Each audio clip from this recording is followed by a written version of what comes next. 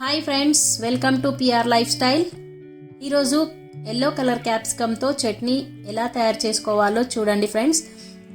ఇందులో ఫైబర్ అనేది చాలా ఎక్కువగా ఉంటుంది. డైటింగ్ చేసే వాళ్ళకి చాలా మంచిగా తొందరగా బరువు తగ్గడానికి కూడా యూజ్ అవుతుంది. కాబట్టి అప్పుడప్పుడు ఇది కూడా యూజ్ చేయండి. మనకి మార్కెట్లో అవైలబుల్గా ఉంటాయి కాబట్టి అన్ని వెజిటేబుల్స్ తినాలి. ఇప్పుడు ఒక క్యాప్సికమ్ తీసుకున్నాను. అందులో కావాల్సినవి కాజు, బాదాం, ఆనియన్, అల్లం, వెల్లుల్లి, 4 మిరపకాయలు, పచ్చిమిర్చి తీసుకున్నానండి. కొత్తిమీర, కొంచెం నువ్వులు. ఇన్ని తక్కువ ఐటమ్స్తో చాలా టేస్టీగా ఉండే చట్నీ అండి.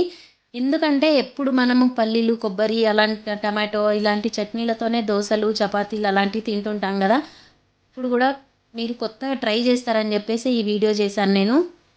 చూడండి ఫ్రెండ్స్, ఇట్లా కట్ చేసిన తర్వాత మనము అందులో గింజలు ఉంటాయి కదా, అవి తీసేయాలి. అలా తీసేయాలి, పక్కన తీసి పెట్టుకోవాలి. మనము వాటిని మీడియం సైజులో కట్ చేసుకోవాలి. ముక్కల్ని అలా ముక్కలు చేసుకోవాలి మీడియం సైజులో, మరీ చిన్నప్పుడు అవసరం లేదు. చూడండి ఫ్రెండ్స్, ఇలా కట్ చేసుకోవాలి. ఇది ఫైబర్ ఐటమ్ అని చాలామంది ఎక్కువగా తింటారు కాబట్టి మీరు కూడా ట్రై చేయండి. ట్రై చేసిన తర్వాత ఎలా వచ్చిందో నాకు కామెంట్ చేయండి ఫ్రెండ్స్. ముందుగా ఎవరైతే ఈ ఛానల్ని చూస్తున్నారో మా ఛానల్కి మీరు సబ్స్క్రైబ్ చేయండి. మీ ఫ్రెండ్స్కి కూడా షేర్ చేయండి.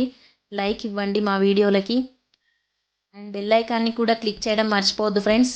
ఎందుకంటే ఇలాంటి కొత్త కొత్త వంటకాలు ముందుగా మీరే చూడాలనుకుంటే బెల్ ఐకాన్లో ఉన్న ఆల్ని కూడా ప్రెస్ చేయండి. ఇది కట్ చేసిన తర్వాత తొడిమలు ఉంటాయి కదండి, అవి అండ్ గింజలు పక్కన తీసి పెట్టుకోవాలి. ఇంకా ముక్కలు రెడీ అయినాయి కదా, ఎంత కలర్ఫుల్గా ఉందో చూడండి.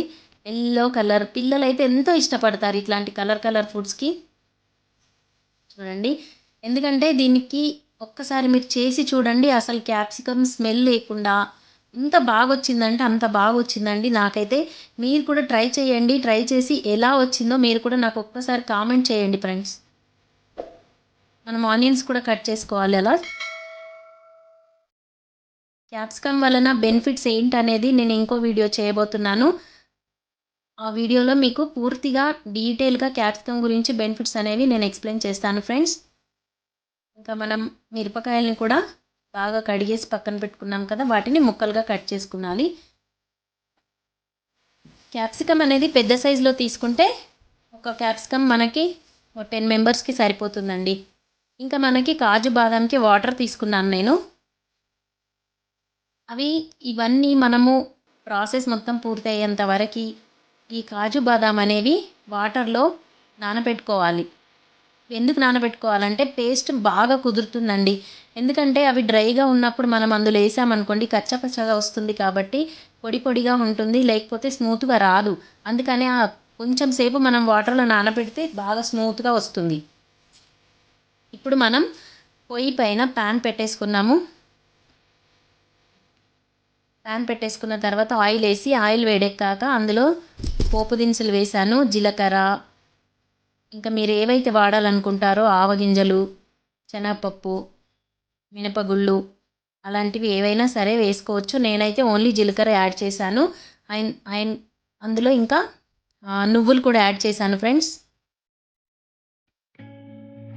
చూడండి, అందులో మరి పచ్చిమిర్చి కూడా యాడ్ చేసుకోవాలి. అందులోనే యాడ్ చేసుకోవాలి, ఎందుకంటే సపరేట్గా మనం చేసుకోవద్దు. అదే ఆయిల్లో 2 స్పూన్సేనండి, ఎక్కువ కూడా అవసరం లేదు. ఎందుకంటే ఇవన్నీ మగ్గాలి కదా, మగ్గేంత వరకు మనం ఆయిల్ అనేది ఉండాలి. మరీ డ్రైలో చేస్తే కూడా టేస్ట్ అనేది రాదు. అప్పుడే ఉల్లిపాయ ముక్కలు కూడా యాడ్ చేసుకున్నాను.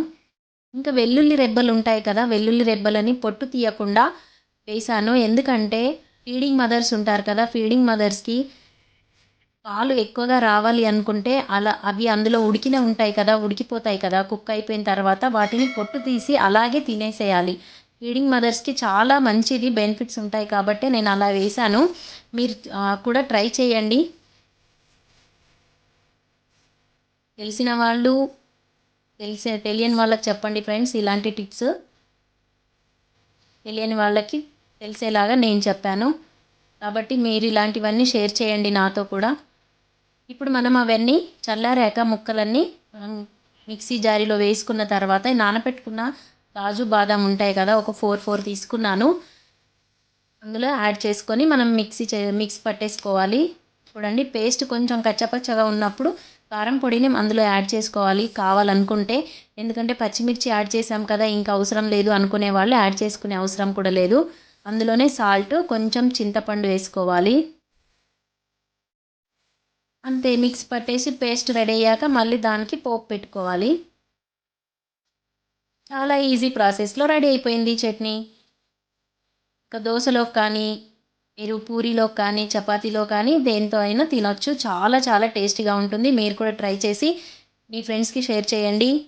ఈ వీడియో కానీ మీకు నచ్చినట్లయితే ఒక లైక్ ఇచ్చుకోండి friends. Thank you for watching. Next వీడియోలో మంచి రెసిపీతో కలుసుకుందాం. Bye friends.